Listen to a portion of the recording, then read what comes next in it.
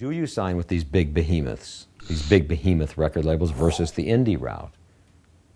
For some artists, it's good to go an indie route. Now, you may, instead of getting, $250,000 to make your record, you might get $5,000 or $10,000. And there's a lot of, quandaries. Do we go indie? Do we go to a major label? What's the best for us? I'm even struggling that with my group right now.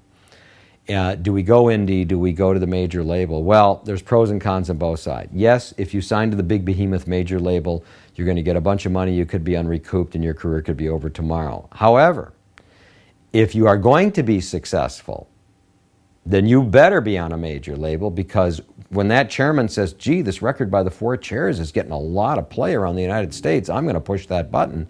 When he pushes that button or she pushes that button, your records are in every store in America, probably in Europe, when they decide to get behind your record and push that big button. So if you believe in yourself and you think you're fabulous, then you're going to want to be on a major record label, because they're going to get your records into the stores.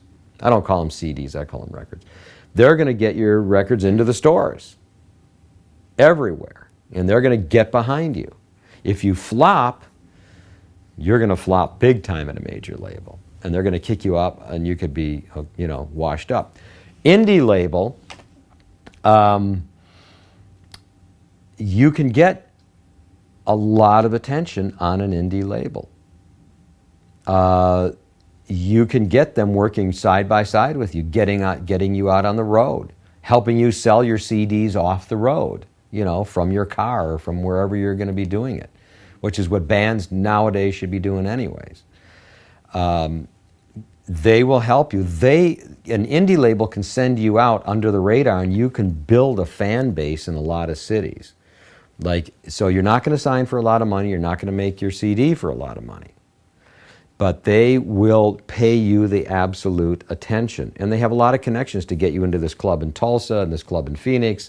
So the first time you get into that club, maybe there's 9 people that see you. The second time you come back there's 20 people. You're selling your CDs. The third time you come back, to Ann Arbor, now there's 500 people in the club. And so what a band really wants to do in that situation is an indie label will get behind you. You can get out on the road. You can build a base at colleges and do all of that. And you can get known.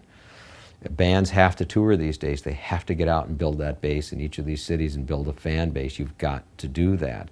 And then you take your stack of CDs and you sell them at the gig for, $8 a piece.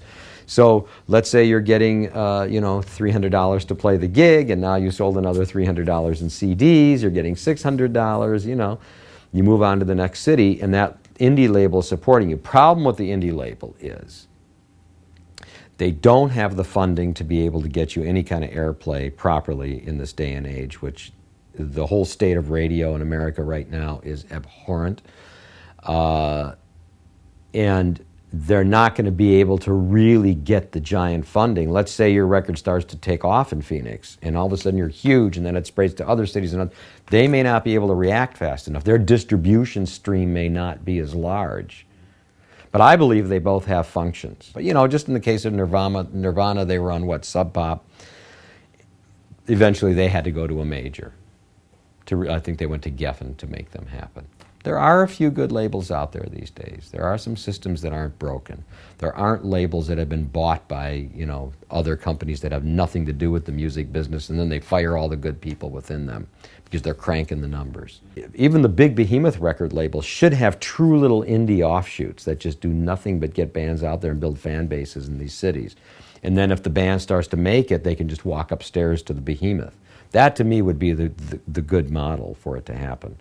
Because then your band isn't, you're not unrecouped for all these millions of dollars walking into your next record. You're not spit out by, what happens is at the majors, you get all of this money, and it really comes down to a bean counter within that label.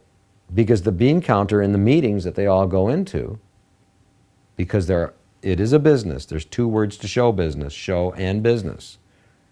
Artists have to understand that.